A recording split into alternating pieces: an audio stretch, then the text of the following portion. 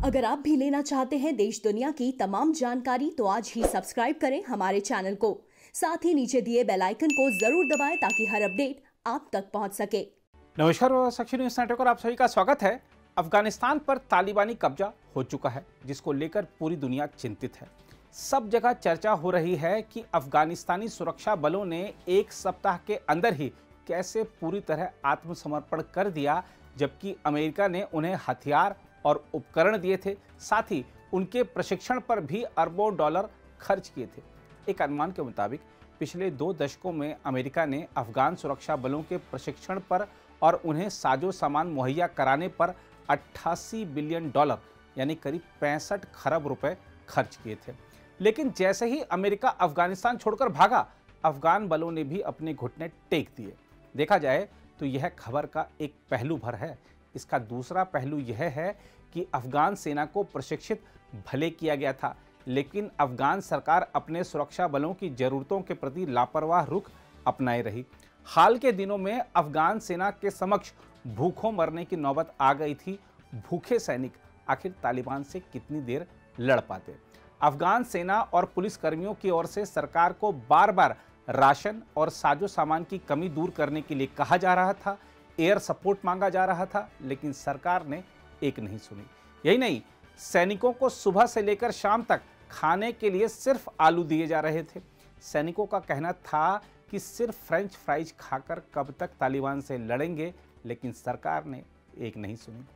अफगान सेना दिन भर आलू खाकर रोजाना गोश्त उड़ाने वाले तालिबान लड़ाकों का मुकाबला करती भी तो कैसे? अब जो हश्र हुआ उसके लिए सेना नहीं, अफगान सरकार ज़्यादा जिम्मेदार है, जिसने अमेरिकी सैनिकों की वापसी की घोषणा के बाद अपने देश के लिए कोई योजना बनाने की बजाय खुद का बोरिया बिस्तर समेटने पर ज़्यादा ध्यान दिया। तालिबान ने जब अफगानिस्तान पर अपना परचम लहराने का अभियान शुरू किया तो उसने सबसे पहले ग्रामीण इलाकों की चौकियों पर कब्जा करना शुरू किया और सैनिकों तथा पुलिस बलों को घेरना शुरू किया। कम संख्या में तैनात अफगान बलों पर तालिबानी विद्रोहियों की बड़ी संख्या भारी पड़ने लगी।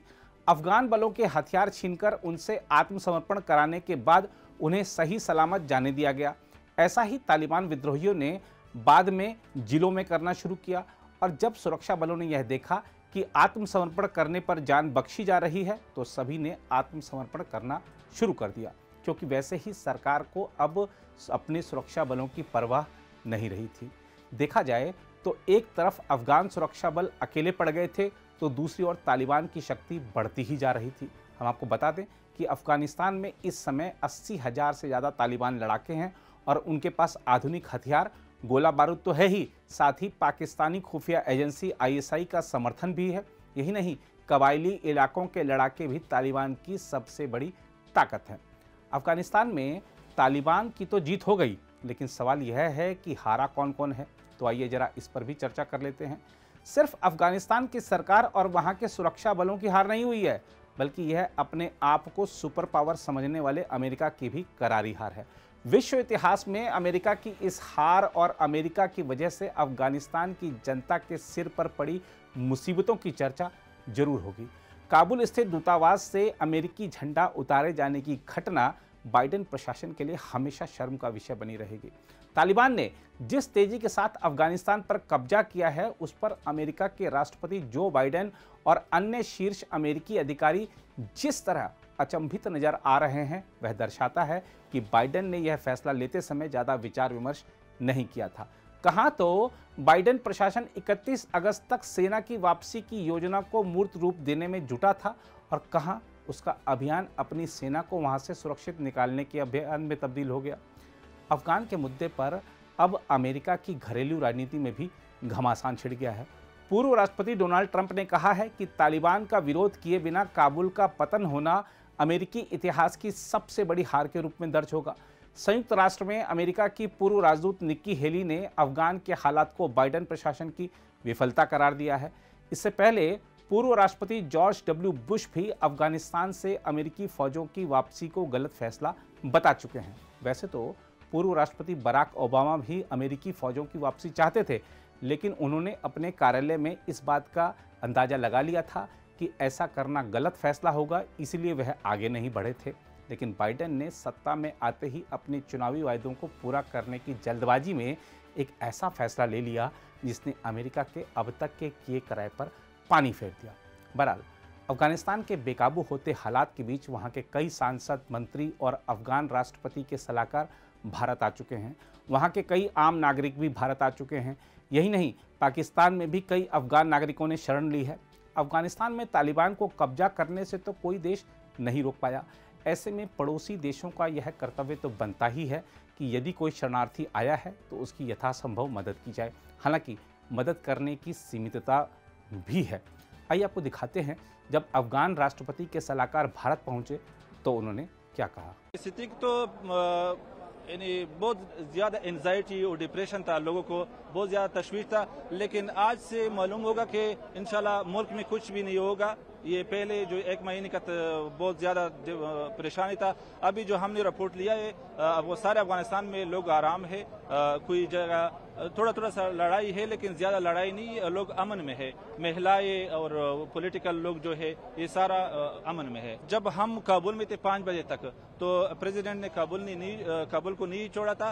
अब हम फ्लाइट में नया आया है, अभी हमको पता नहीं कि उसने काबुल छोड़ा है या नहीं, लेकिन सारा पॉलिटिक्स लोग जो था, मिनिस्टर जैसा हमारा एडवाइजर, वो सारा मुख्तलिफ फ्लाइट में बैठ गया और काबुल से उड़ गया। हमारे साथ जो हमारा पुराने जिहादी लीडर थे जैसा उस्ताद सयाब, अब्दुर्रब सयाब, नादरी साहब और दूसरा मिनिस्टर था, पार्लियामेंट मेंबर था, तकरीबन कोई 200 आदमी था जो हम अभी दिल्ली को पहुंच गया है। तालिबान ने ऐलान किया है कि वो पुराने जैसा हम हुकूमत हम नहीं बनाएंगे, जो महिलाओं की इजाज़त नहीं होगा, दूसरा फरीको और दूसरा पार्टी जो है दूसरा मजहब का लोग उसमें नहीं होगा। इस बार उसने वादा किया कि सारों मजहब को, सारा लोगों को, महिलाओं को हम इजाज़त दे देंगे, निकाह हिजाब में वो काम कर सकता है। उसने वादा किया कि इंशाल्लाह हम सारा अफगानिस्तान को अमन ला रहा है। इस बीच तालिबान के एक प्रवक्ता और वार्ताकार ने कहा है कि चरमपंथी संगठन अफगानिस्तान में खुली समावेशी इस्लामी सरकार बनाने के मकसद से वार्ता कर रहा है। तालिबान प्रवक्ता ने कहा है कि काबुल में राष्ट्रपति भवन से जल्द ही इस्लामी अमीरात ऑफ अफगानिस्तान के गठन की घोषणा की जाएगी। हम आपको याद दिला दें कि 9/11 के हमलों के बाद अमेरिकी नेतृत्व वाली सेनाओं द्वारा आतंकवादियों को खदेड़ने से पहले तालिबान शासन के तहत देश का यही नाम यानी इस्लामी अमीरात ऑफ अफगानिस्तान था। अल जजीरा समाचार चैनल ने जो तस्वीरें प्रसारित की हैं उनमें तालिबान लड़ाकों का एक समूह राष्ट्रपति भवन के अंदर नजर आ रहा है। आज जो काबुल में हालात हैं वह दर्शाता है कि अमेरिका कितनी बड़ी गलती कर चुका है। देश से भागने के लिए जिस तरह अफगान नागरिक हवाई अड्डे पर खड़े विमानों पर चढ़ रहे हैं वह दृश्य सभी को चिंतित कर रहे हैं। साथ ही काबुल हवाई अड्डे पर भारी गोलीबारी के बाद बिखरे शवों के दृश्य देखकर यकीन हो जाता है कि संयुक्त राष्ट्र पूरी तरह विफल हो चुका है। अफगानिस्तान के जो हालात हैं उसके लिए जो वहाँ के लोग हैं अमेरिका को जिम्मेदार मानते हैं। इसलिए आज अमेरिका में जो वहाँ की सरकार है उसके खिलाफ अफगानियों ने प्रदर्शन किया।